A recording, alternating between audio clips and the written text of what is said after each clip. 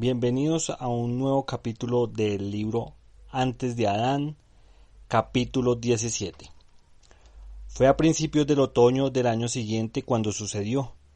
Después de su fracaso en atrapar a la rápida, Ojo Rojo había tomado otra esposa, y extrañamente aún estaba viva. Más extraño aún, tenía un bebé de varios meses, el primer hijo de Ojo Rojo. Sus esposas anteriores nunca habían vivido lo suficiente como para darle hijos. El año había sido bueno para todos nosotros. El clima había sido excepcionalmente suave y la comida abundante. Recuerdo especialmente los nabos de ese año. La cosecha de nueces también fue muy abundante y las ciruelas silvestres eran más grandes y dulces de lo habitual. En resumen, fue un año dorado. Y entonces sucedió. Era temprano en la mañana, y nos sorprendieron en nuestras cuevas. En la luz gris y fría despertamos de nuestro sueño, la mayoría de nosotros, para encontrarnos con la muerte. La rápida y yo fuimos despertados por un pandemonium de chillidos y gorjeos. Nuestra cueva era la más alta de todas en el acantilado, y nos arrastramos hasta la entrada y miramos hacia abajo. El espacio abierto estaba lleno de gente del fuego.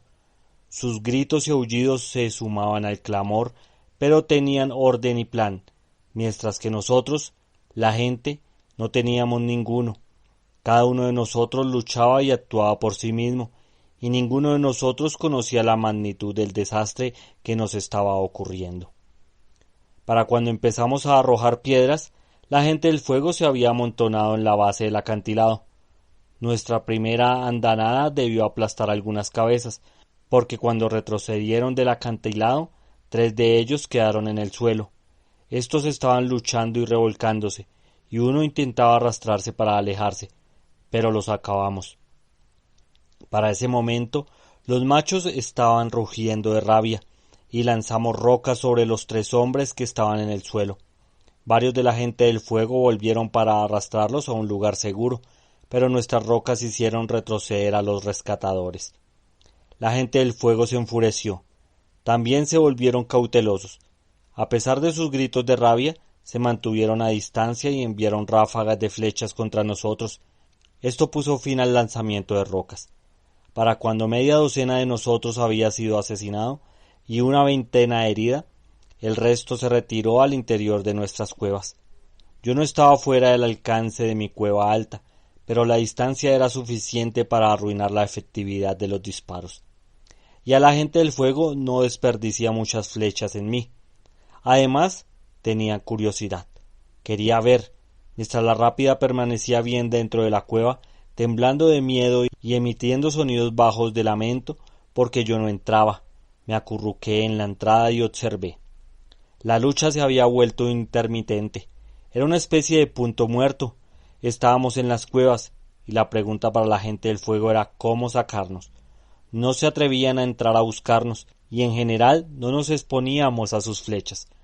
Ocasionalmente, cuando uno de ellos se acercaba a la base del acantilado, alguno de la gente aplastaba una roca sobre él. A cambio, era atravesado por media docena de flechas. Este ardid funcionó bien durante algún tiempo, pero finalmente la gente dejó de ser engañada para mostrarse. El punto muerto era completo. Detrás de la gente del fuego pude ver al pequeño y enjuto cazador dirigiendo todo. Ellos lo obedecían y seguían sus órdenes aquí y allá. Algunos de ellos fueron al bosque y regresaron con cargas de madera seca, hojas y hierba. Toda la gente del fuego se acercó más, mientras la mayoría se quedaba con sus arcos y flechas, listos para disparar a cualquiera de la gente que se expusiera. Varios de los hombres del fuego amontonaron la hierba seca y la madera en las bocas de las cuevas de nivel inferior. De estos montones conjuraron el monstruo que teníamos, fuego. Al principio se levantaron volutas de humo y se enroscaron hacia el acantilado. Luego pude ver las lenguas rojas de las llamas saliendo y entrando por la madera como pequeñas serpientes. El humo se hizo más denso y espeso, a veces envolviendo toda la cara del acantilado, pero yo estaba en lo alto y no me molestaba mucho, aunque picaba en mis ojos, me lo frotaba con los nudillos. El viejo Hueso Seco fue el primero en ser ahumado. Una ligera brisa desvió el humo en ese momento, por lo que vi claramente. Salió corriendo a través del humo, pisando un carbón ardiente y gritando por el dolor repentino, e intentó trepar por el acantilado. Las flechas llovieron a su alrededor.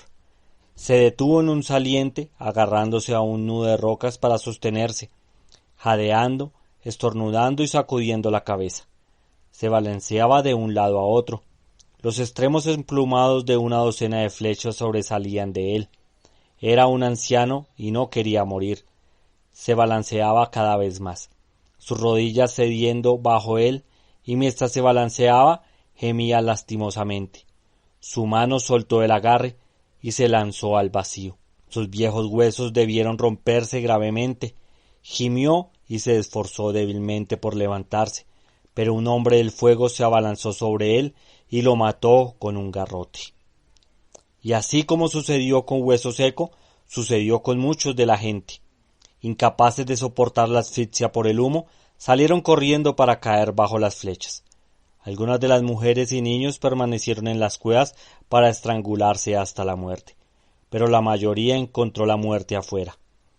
Cuando los hombres del fuego despejaron la primera fila de cuevas de esta manera, comenzaron a hacer arreglos para duplicar la operación en la segunda fila de cuevas. Fue mientras subía con su hierba y madera que Ojo Rojo, seguido por su esposa, con el bebé aferrado a ella con fuerza, hizo una huida exitosa por el acantilado.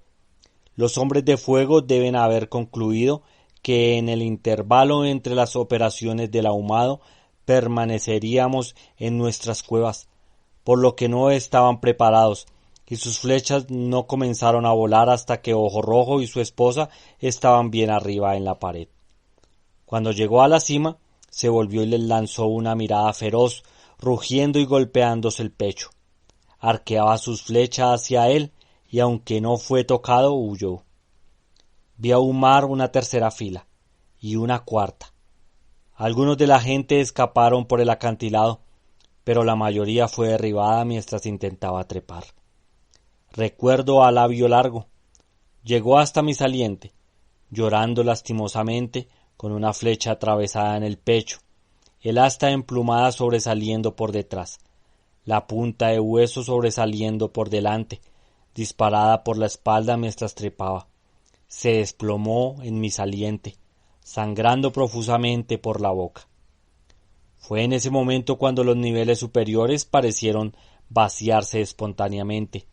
Casi toda la gente que aún no había sido ahumada se estampó por el acantilado al mismo tiempo. Esto salvó a muchos.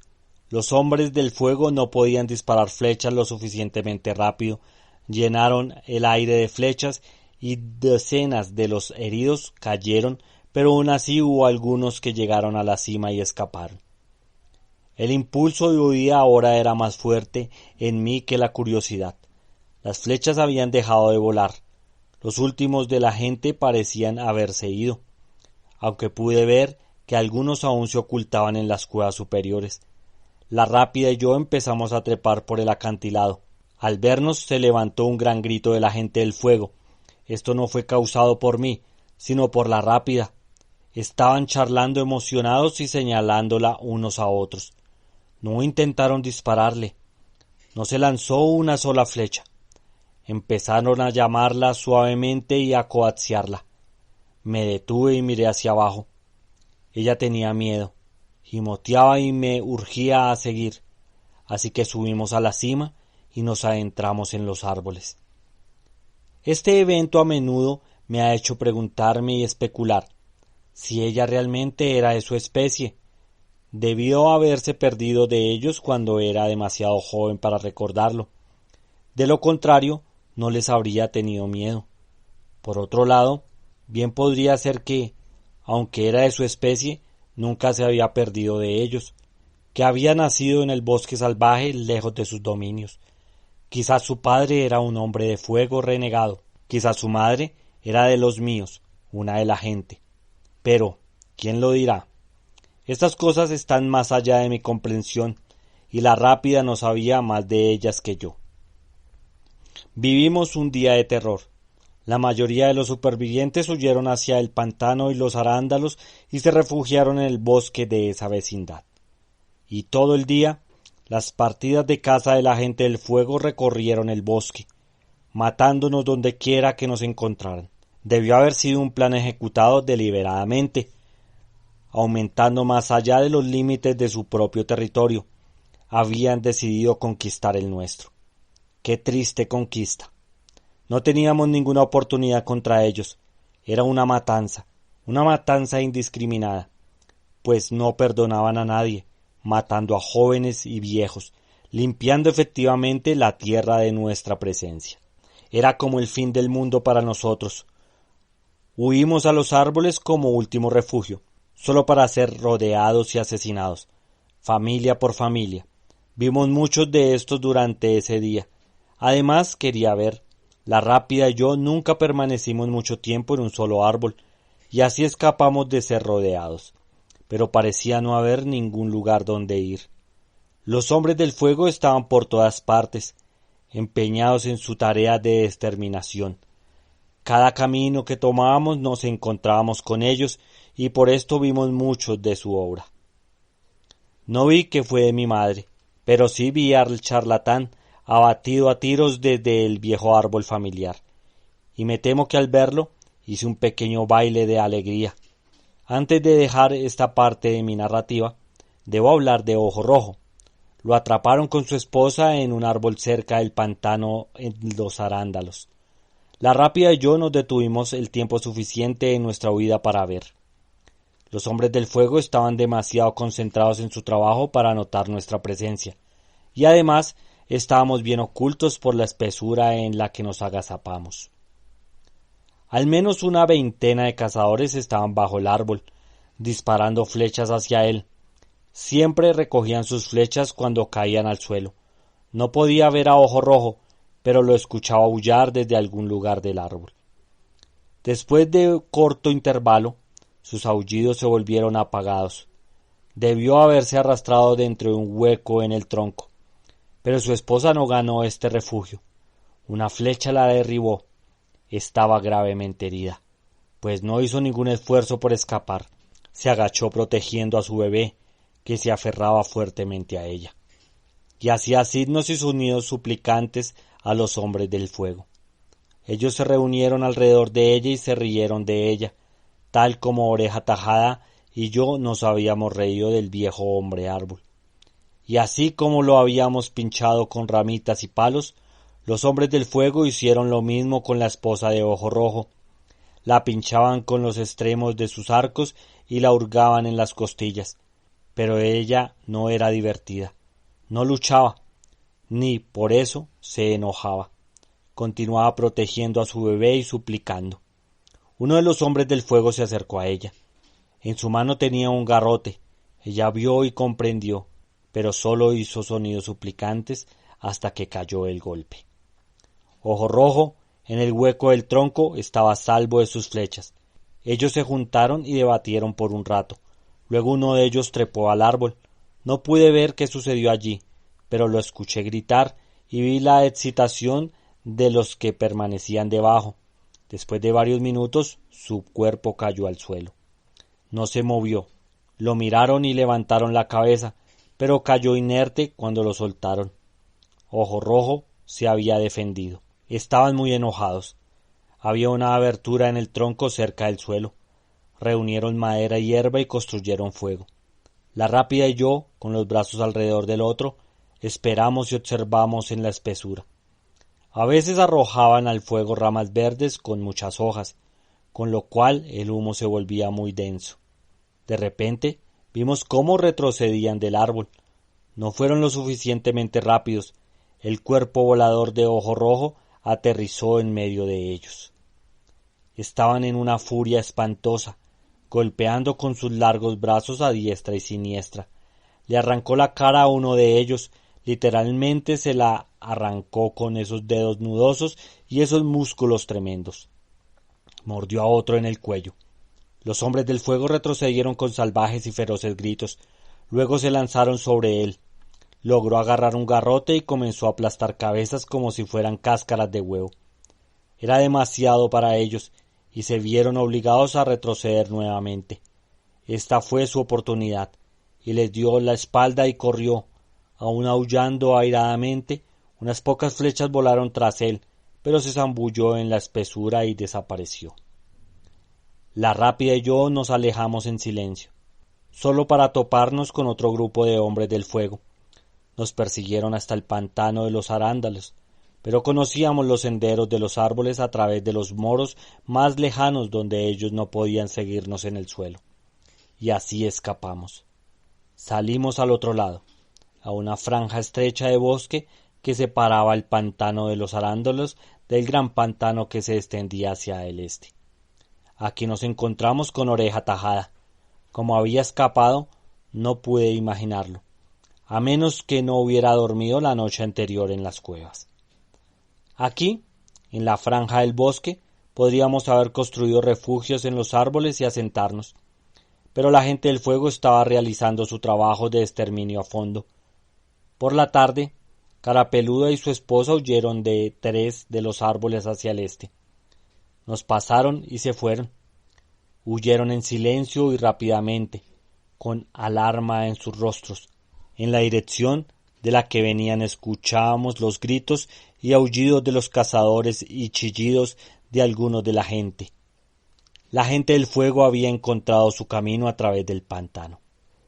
La Rápida, Oreja Tajada y yo seguimos los pasos de Carapeluda y su esposa. Cuando llegamos al borde del gran pantano, nos detuvimos. No conocíamos sus caminos. Estaba fuera de nuestro territorio y siempre había sido evitado por la gente.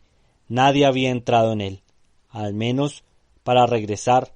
En nuestras mentes representaban misterio y miedo, lo terrible desconocido. Como digo, nos detuvimos en el borde. Teníamos miedo. Los gritos de los hombres del fuego se acercaban más. Nos miramos unos a otros. Carapeluda corrió sobre el tembloroso pantano y alcanzó el terreno más firme de un montículo de hierba a una docena de metros de distancia. Su esposa no lo siguió. Intentó hacerlo, pero retrocedió asustada ante la superficie traicionera y se acurrucó. La Rápida no esperó por mí, ni se detuvo hasta que había pasado más allá de Carapeluda unos 100 metros y alcanzó un montículo mucho más grande. Para cuando Oreja Tajada y yo alcanzamos, los hombres del fuego aparecieron entre los árboles. La esposa de Carapeluda, empujada por el terror pánico, corrió tras nosotros, pero corrió ciegamente, sin precaución y rompió la corteza. Nos volvimos y vimos cómo la acribillaban con flechas mientras se hundía en el lodo. Las flechas empezaron a caer a nuestro alrededor ahora.